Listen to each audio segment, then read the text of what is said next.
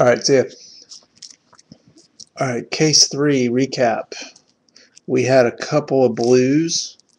Geyer, Sellers, Watson, Presley, Brandon Culbreth, Kyle Crick.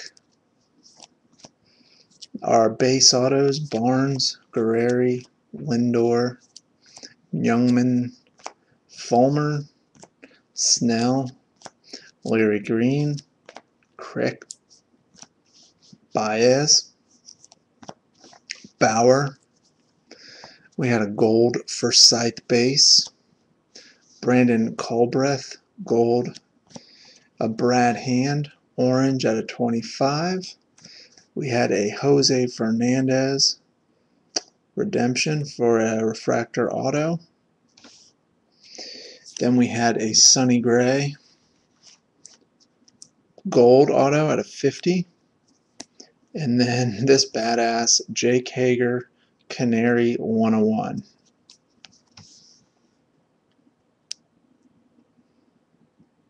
So there you go. That's case 3 recap.